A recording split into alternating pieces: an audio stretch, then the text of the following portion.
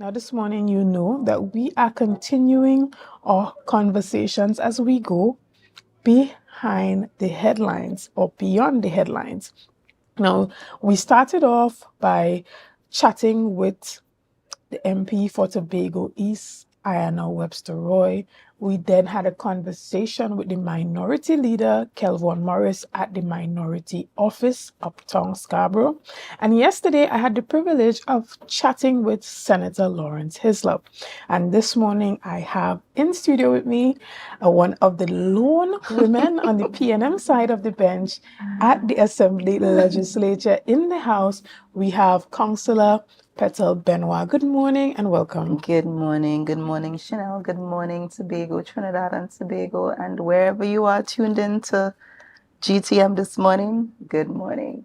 Right. Now, similar to my conversation with minority leader Kelvon Morris, you appear to be a very calm person, very calm, very cool, very collected.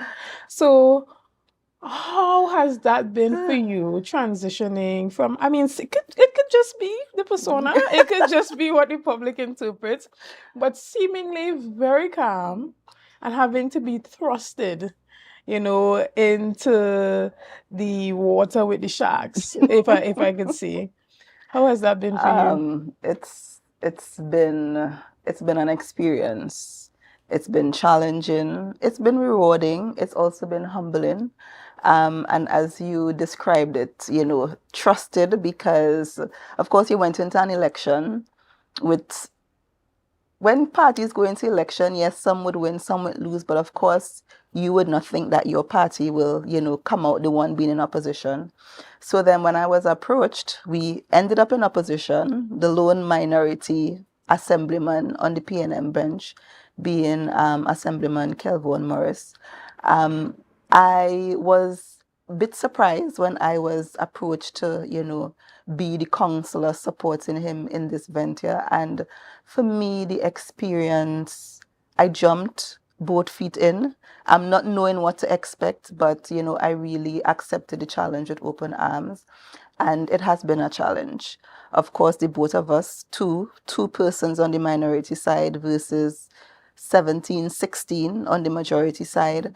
And you have had to learn and grow very quickly. We have had 37 sit-ins to date, and for the majority of motions that were laid in the House, almost all of them, the minority leader and I had to contribute to the debate because, of course, it's only two persons on the minority side. Then if you take, for example, the last sit-in had two motions because it was private members' day as well as the Executive Council would have brought a motion. So both of us had to contribute to the two motions. So it has been trying. I recall, when we just went into opposition, it felt as if, Tobago and the people of Tobago didn't want to hear you. So, you were talking, bringing your issues, and, it was like, why you don't stop talking? And, that was a challenge. People didn't want to be seen or associated. So, of course, it felt daunting at times, but, we continue to advocate. We continue to hold the administration accountable. And 4 years later, we are seeing now where persons are actually bringing information for us to advocate on their behalf. Persons are reaching out to us, so it has come full circle. It has been rewarding because as a people's national movement, we boast that, we serve in office and out of office. So even while in minority, persons have been, coming seeking assistance for varying issues and situations that we are able to provide however we can from time to time. Some persons just want that support, that listening ear, and being able to support them in their time of need has been a rewarding experience. How do you balance that calm, graceful persona with the level of professionalism and assertiveness that is needed to function optimally in the role? I would say the grace of God, because of course, being in the House sometimes, and you see it display, when we have sit-ins, sometimes you really feel as if, you want to explode, but, the grace of God keeps you in check. You also, persons are looking. A lot of times after sittings, I go home and my children will tell me, Mommy, I saw you today. You were good, or I liked what you said, or Mommy, I think you could have said this differently.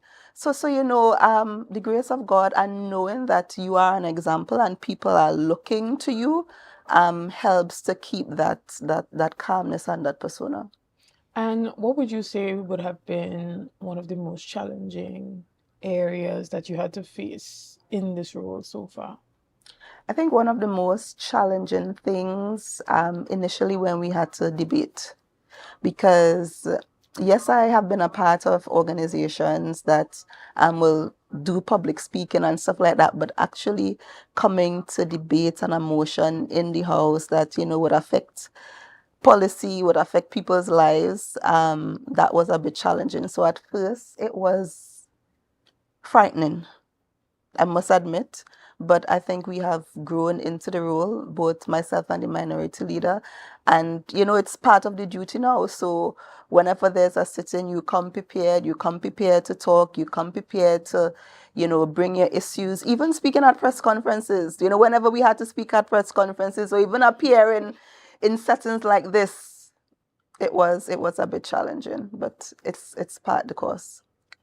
And persons see you as the minority counselor, but they don't really know the person behind the portfolio. Tell us who Petal Benoit is and how did you even get your start in politics and what has that journey been like for you?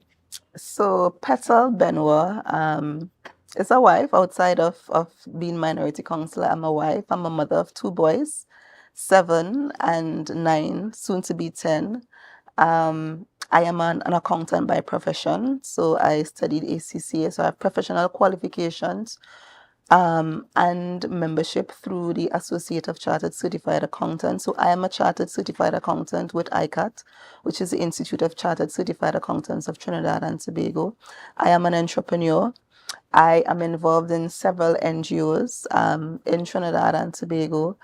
I am a former lecturer of accounts at COSTAT. I love to dance. I love to sing. I think the last time I was You here, were we were competing, dancing promoting, with the stars. Dancing with the Caribbean Stars. Yes. So, that ended up co-winner with administrative education. So that experience was also, a really good experience. So Petal Benoit is multifaceted.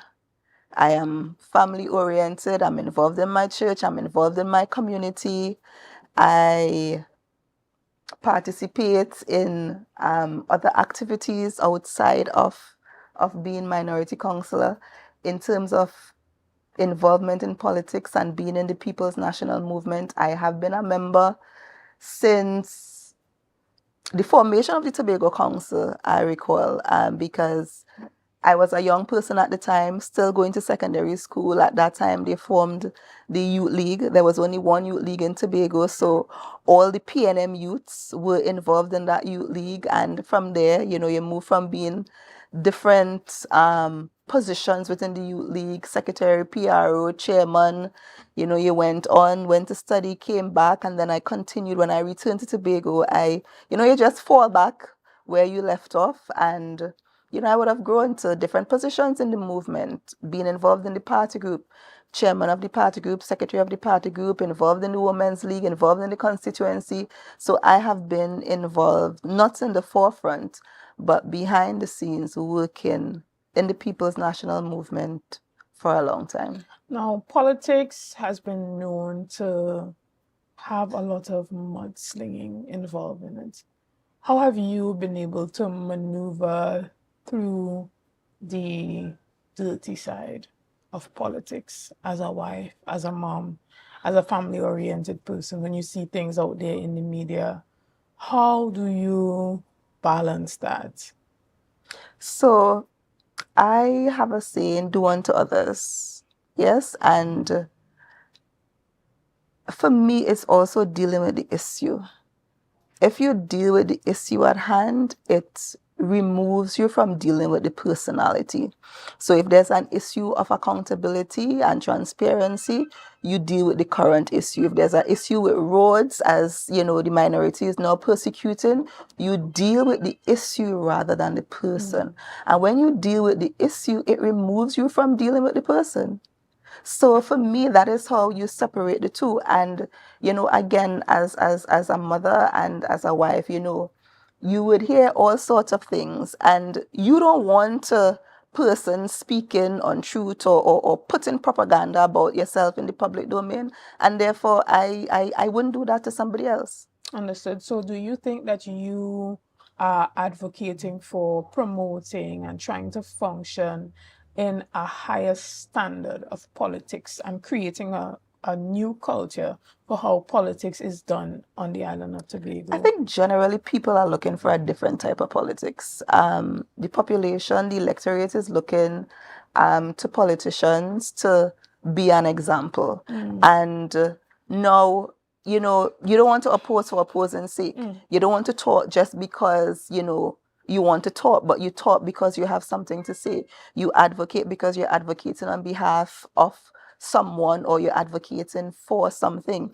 And I think once you consider that, you know, you are an example, and once you do what is right, one of the things I say to myself all the time, that my word should not be used against me. So, and a lot of times sitting in the seat of the minority, when we persecute a matter, we recognize that the current administration's words are being used against them in varying ways. And for me, I feel you have to be true to yourself. Yes, sometimes situations may change, but as an individual, I feel you could come back and say, you know, these were the things that were promised. Situations have changed. You know, we have to rethink and reboot and come back again. And I feel once you are honest with the people, people will accept you. Understood. And even in your professional capacity as an accountant, when you look at the Tobago's economy, what do you think is the current state or health of the Tobago's economy? In my personal view, professional view, the Tobago's economy is in crisis. You look around, you hear people talk daily, and you hear the complaints, you hear the cries from individuals, you hear the complaints from businesses. So individuals, persons are in need. This Christmas was a Christmas that for me was unprecedented. You have persons reaching out to myself, the minority leader, you know, persons in the office of the minority, even from November, asking for assistance. You know, are you doing hampers this year? Can you assist? And you feel the general pain and burden from members of the society. When you also look at the business, you hear businesses complaining about, you know, how they are doing, their profitability, you know, their ability to make an income. And when you look at the numbers, you also see the numbers are in decline. We have a situation where in 2021, we had a Tobago economy of 1.68 billion. The information is, as of 2023, the economy shrank to 1.66 billion. So we are seeing, based on the numbers, there's a decline in the economy. When you look at the sectors, you are seeing a decline in the construction sector. You are seeing a decline in the agriculture sector. You are seeing a decline in the tourism sector. So based on the statistics and based on the complaints of person and based on the general outlook, we are seeing decline, we are seeing crisis. And even after your party, the People's National Movement, would have lost the last election, you would have seen that there were certain things that fundamentally were not working anymore or were not relevant to the time that we are in. Specifically, we spoke about a type of politics that we are shifting away from. Have you ever witnessed or noticed some areas of politics within the party that you feel like, as a young person, that we need to get away from that you have advocated for personally? Let's say, for instance, when it comes to what happens online, the bullying, the, personal attacks on person's character, and you have felt like, listen, this is not the direction that we want to go in, and you have made your voice heard in that area.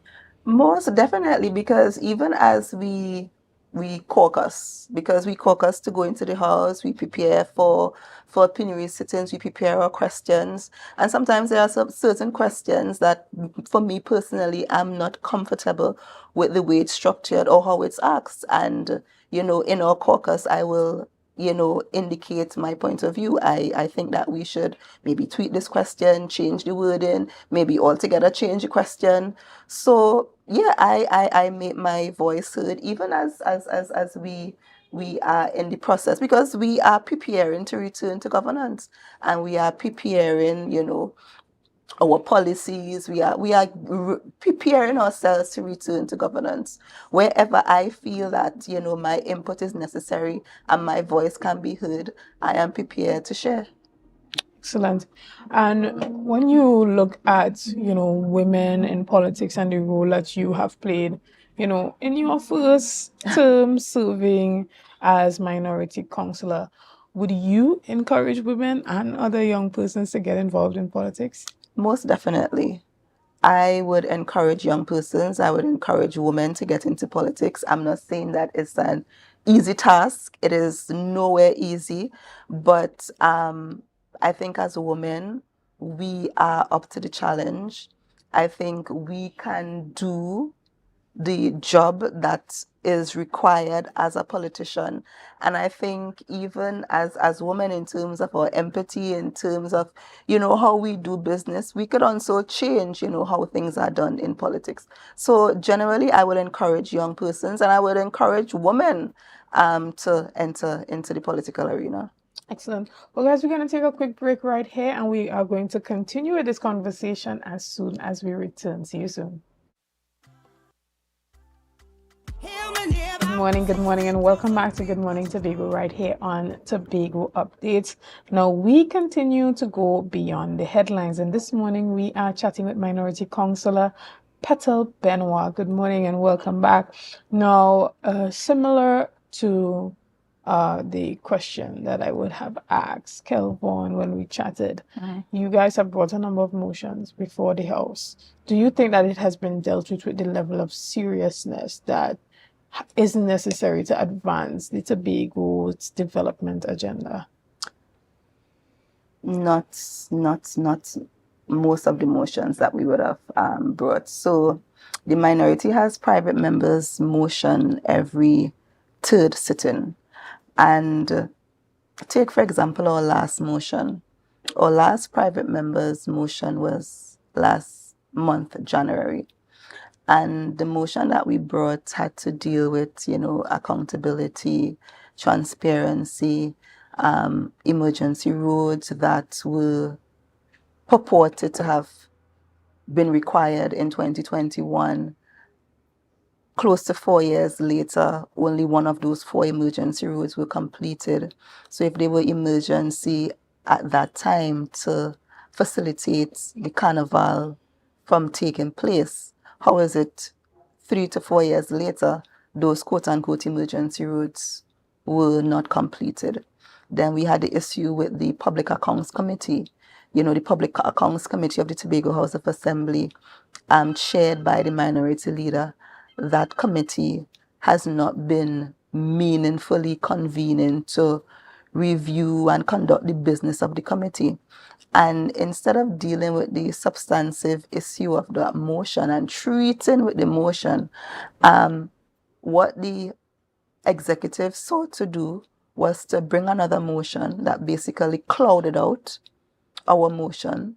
Their motion lasted until 8 p.m. the night. So it's not until after 8 that the minority had its latitude to pilot his motion.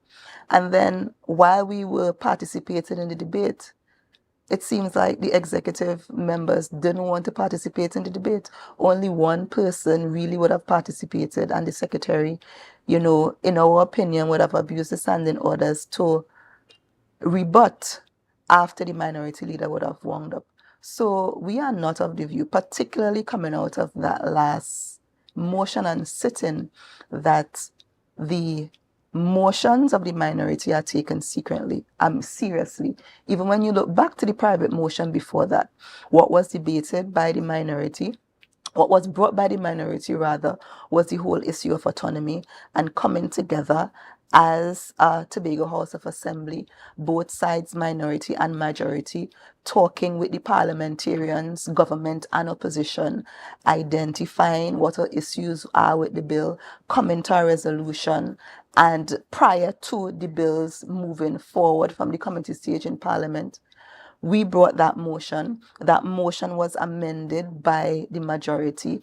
It did not substantially change the essence of the motion. The motion was approved unanimously that we will have bilateral talks. And even after that occurred, we saw the chief secretary coming and doing something totally opposite, different, ultra to what was approved by the Tobago House of Assembly and by the House as a whole. So with those actions, it is clear that our motions are not taken seriously. Okay, and do you think that sometimes you go in there feeling like it's a toxic work environment? Sometimes it does, but we are prepared, we are prayed up, and we go into the house doing the business of the people. Every sitting, a member of the minority is present. I can only recall being absent for one sitting, and that was because I was unwell. Understood. Now we shift gears a bit to elections. You indicated in our conversation that your party is preparing to return to governance. Does that mean that we will see you putting yourself forward for any one of those constituencies during that THA election? Well, the People's National Movement, as you are aware, have a process, and when that time comes and the process starts, if the party groups see me fit to nominate me for a position and I go to screening, then the process will take its course. And are you open to that? Is that something I that am is open, in the cards yes. for you? Well, when it comes to Tobago's economy and Tobago's development and some of the projects that are being done or being quote unquote stymied in Tobago, this administration has said time and time again that the reason why these projects are not being executed is because lack of collaboration from the central government, or a lack of adequate funding to have these projects done, or just the type of approvals that are needed are not being given to the THA for them to fulfill those developmental obligations that they have to the people. How do you feel about that? I think that premise is flawed, because if you recall, when this administration was elected to the office to manage the Tobago House of Assembly, the Prime Minister of the Republic, the leader of the People's National Movement, would have brought his entire cabinet to Tobago to meet with the executive of the Tobago House of Assembly so that they can share and learn and collaborate.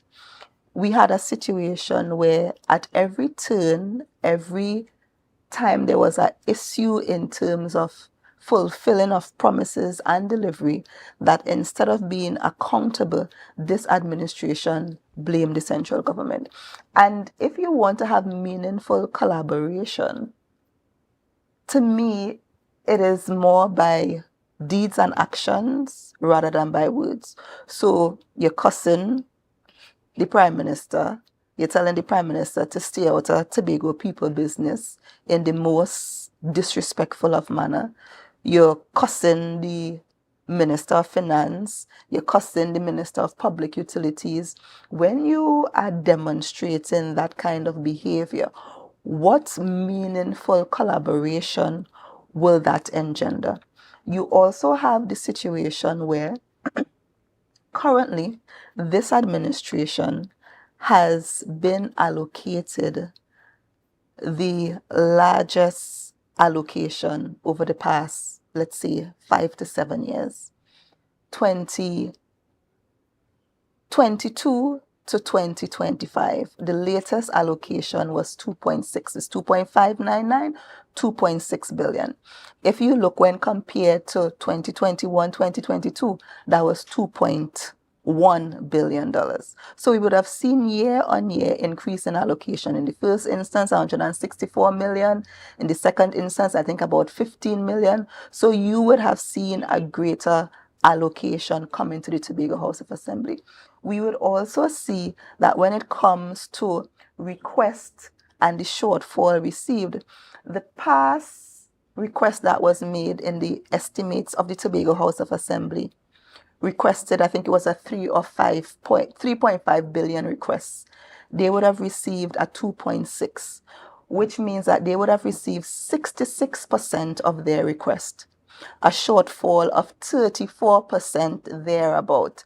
When you look at the record, there has been one other time where the request has been so close to what was the allocation, has been so close to what was requested, and that was sometime in 2007. So it means all the other times that the PNM would have made a request to the central government, they would have received about 47% of the requests. In this instance, this administration received 66% of its requests. So you have a situation where you are receiving more allocation. Based on your request, you are receiving more percentage terms based on your request, and we are not seeing the returns based on the increased allocation.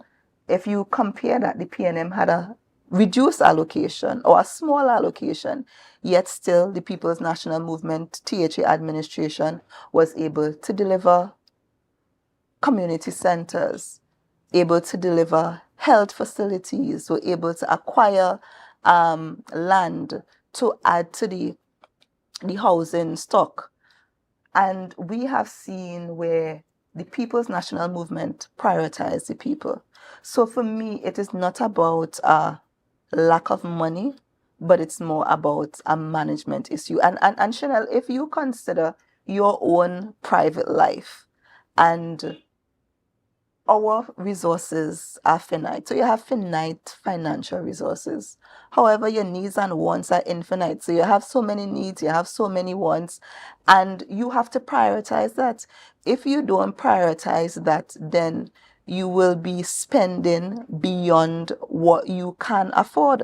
And I think that's the case with every government. The government has its needs and it wants to cater to its citizens, but its resources are finite. The ministries, when they request allocation, they don't get all that they request, but they have to work within the allocation that they receive. And similarly, the Tobago House of Assembly.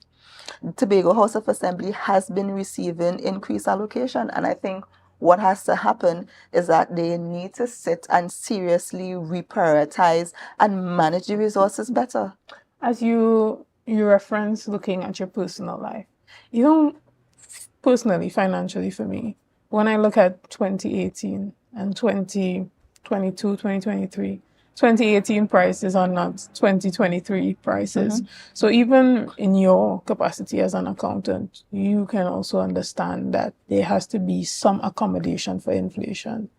And when you have an administration that comes in and has to clear a number of debts that was left from the previous administration, where do you strike that balance between being able to fulfill some of the developmental goals that you have, reprioritize some of your recurrent expenditure, while also satisfying the demands of suppliers who have been owed monies for sometimes upwards of 5 years, having those bills inside the THA and haven't been paid for them. So in your capacity, I mean, you're an accountant, you shift money around all the time. So how do you strike that balance? To me, that's a part of governance. When the PNM came in 2001,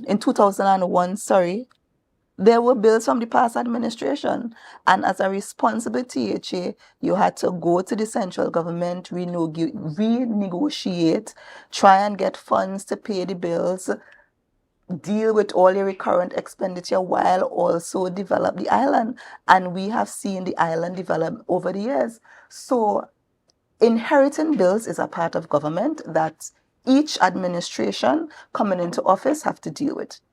Additionally, you have the situation again of inflated prices, or the inflation, prices being increased from 2018 to now. Yes, that's the case. But when you look at, upon coming into office, the chief secretary would have made a statement in the House chastising the past administration about, having inflated bills.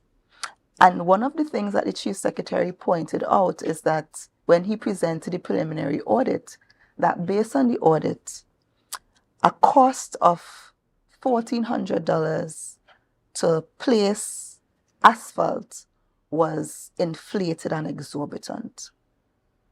We have a situation where you compare the prices that are considered inflated, exorbitant, and corrupt, when you compare them to the prices that this administration is prepared to pay for services, that same service to place asphalt, 14 compared to 2,400 or 2,700, that is more than double the amount that is deemed corrupt and inflated. So if you are claiming that that is corruption and inflation, how is it that you are prepared to pay an even greater price? Additionally, one of the things that were mentioned, and I'm going back to the roads because I feel like we need to bring it in context, because one of the things that was said for the increase in prices for those roads is that it is a design, build, finance modality. We have seen now, 3 years later, that 3 of the roads were not completed because the contractors were unable to finance the project. And if that is the situation, it therefore means that you would have increased the costs of financing because they are providing the financing for the project. But we have seen where that did not occur. So it means, therefore, that the funds that would have been spent or allocated to those projects could have gone elsewhere. So if you are quoting that one price lower is inflated, how could you justify paying an increased price? And that's what we are saying, that the resources are not being utilized properly. The resources are not being managed. You have a situation where you are blacklisting Tobago contractors. Tobago contractors have not been meaningfully engaged in a way. When you look at the data, you are seeing where Tobago contractors, because they are not engaged, have had to send home thousands of workers because they can't afford to keep them on. If that same funding was utilized with the Tobago-based contractors, you will see that funds circulate in the Tobago economy. You would see people engage. You will see businesses prosper. You will see workers spending monies in the communities, in the corner shops, in the businesses in Tobago. And as a result, you will see the multiplier effect of that policy. But because of the mismanagement and the misuse, that is why we are having some difficulty in having funding to meaningfully develop our island. Understood. Now, guys, we're going to take a quick break here and we're going to continue with this conversation right after this. See you soon. Good morning and welcome back to Good Morning Tobago right here on Tobago Updates. Now, guys, we have been going beyond the headline, and this morning we have been chatting with Minority Councillor Petal Daniel-Benoit, and this morning we continue our conversation. Now, I believe I've asked all your colleagues thus far, how would you rate the performance of this administration? On a scale of 0 to 10, of course. 4. Okay. One, I would give this administration a failing grade because of how they have managed the economy. 2, based on the promises that they would have made. this administration came into office making a number of promises, one of which I remember clearly about not sending home people and, don't let stick break in your ears. I remember the chief secretary saying it on the campaign train. Don't make stick break in your ears, and, we will not send you home. We will give you permanent, make you permanent. We will honor the bills of the contractors in spite of how we felt the engagement was. He made those promises, and when they came into office, the first order of business was to send home who they deemed to be political hires or political appointees, dismantle different departments within the Tobago House of Assembly, send home persons from monitoring and evaluation, send home persons in the office of the chief secretary, send home CPEP under the guise of political hiring. Then you would have had a whole number of policies that they would have implemented. You're hearing complaints now about, accessibility of social assistance and that social safety net to persons who are in need. It seems to have become more difficult to access. And, there are a myriad of complaints. The mismanagement of the finances of the Tobago House of Assembly, the poor accountability and transparency, because they promise greater accountability, they promise greater transparency. We started off seeing mandate Mondays. I think we had about 3, 5, if so much mandate Mondays, and then that just stopped. What about the accountability and transparency? We went to the reprioritization process of the budgets. Promises were also made there of building thousands of homes. Fast forward, I am not sure if we have built one home, one house. And the list goes on and on. Understood. Do you think that with the work being done to develop the Tobago economy and tourism on the island, that Tobago is or still continues to be an attractive place for visitors and for international investment as well? I am not sure what is the work that is being done, because where I sit, I am not seeing real work being done. What I'm seeing is blaming. I'm not seeing where we have a real plan to implement some work program.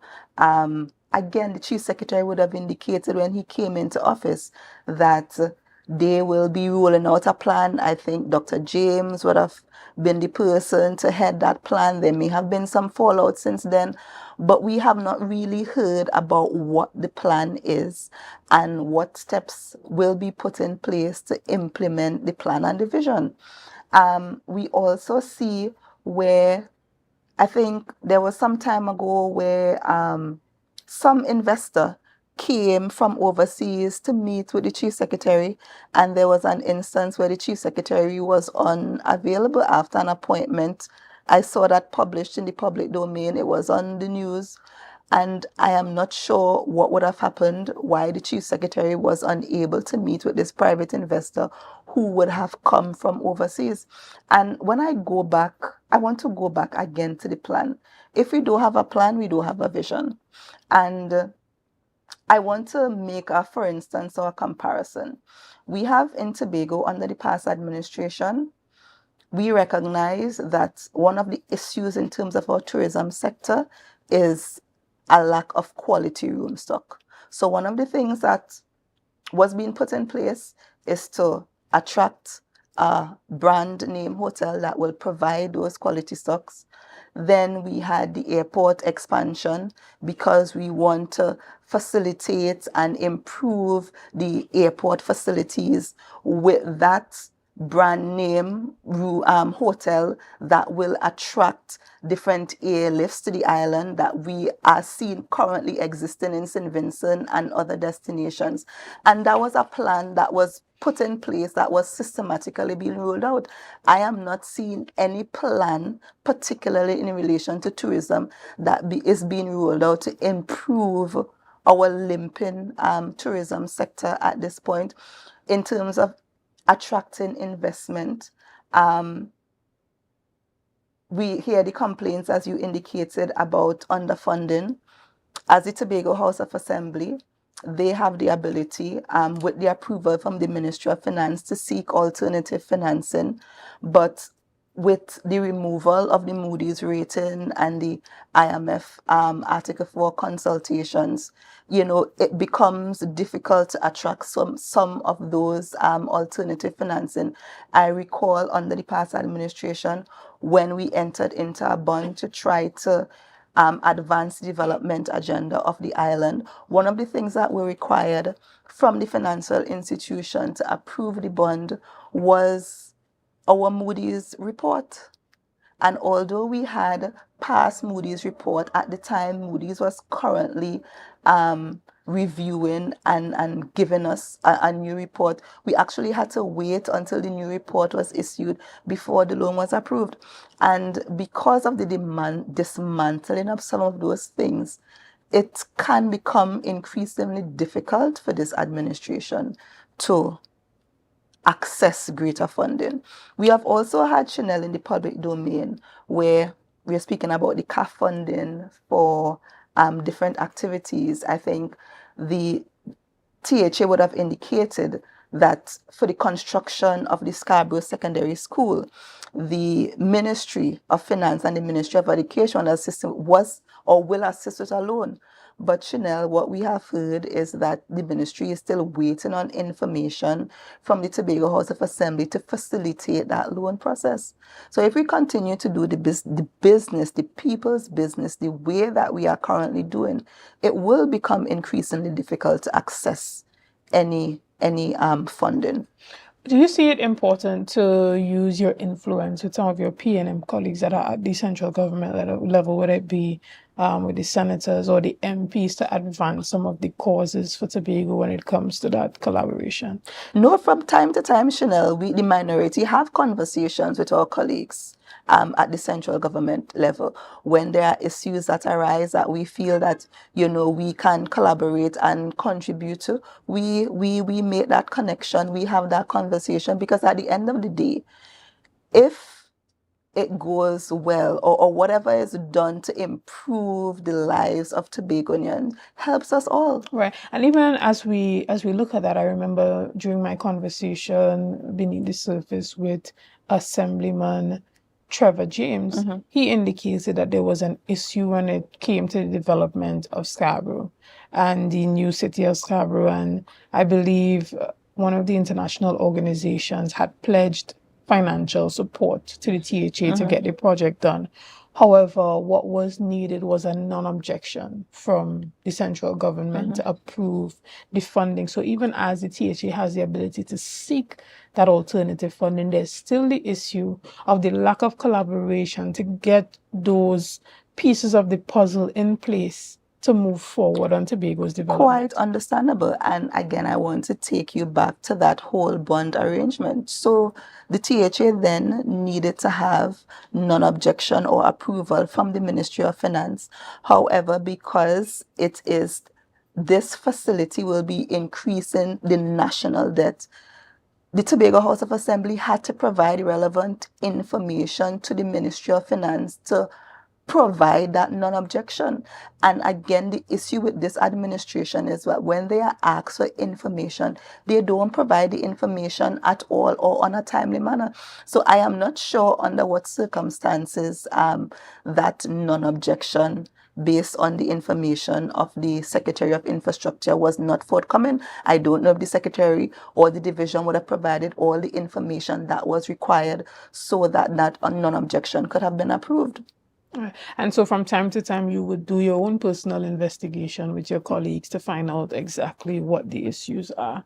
So maybe this is one of those instances where this is the first time that I am hearing about this situation. So as I said, I don't have the information, but I don't know what may have been required to facilitate this process. Understood.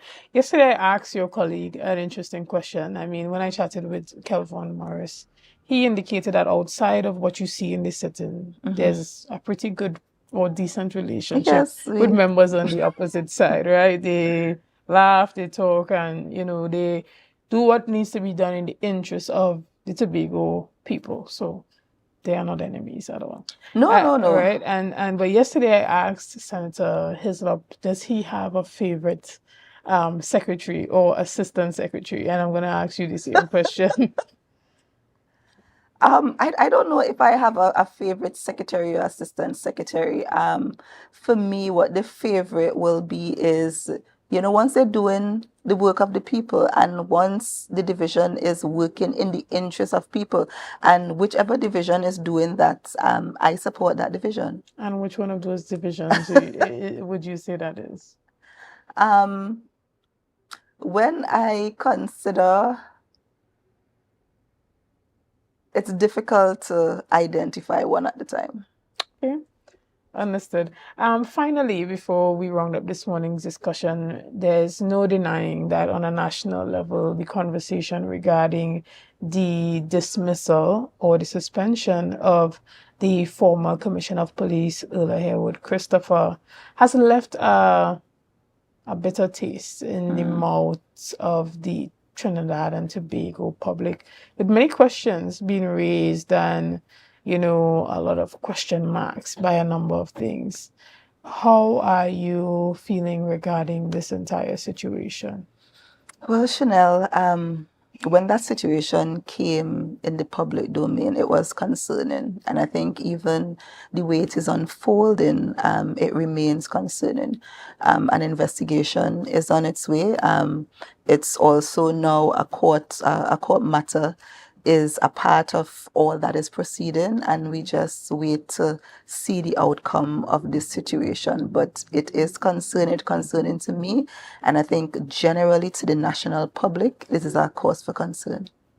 Understood. Well, we want to thank you so much for your time this morning, and thank you for offering some perspectives and giving us a bit look beyond the headlines and what we are able to see in the short clips that we often see you in and in your debates during the House. And as you indicated, your willingness to put yourself up for that next THA election, whether it's at the end of this year or early 2026. So we're going to see you on the campaign trail in the front as opposed to in the back as we move forward. But guys, we want to thank you so much for being a part of this morning's discussions. We want to thank you for your likes, your shares, and your comments, and all that you have been doing to make Tobago Updates the #1 broadcaster here on the island of Tobago. Again, I am Shenell Felix, and I am saying to you, have a great day.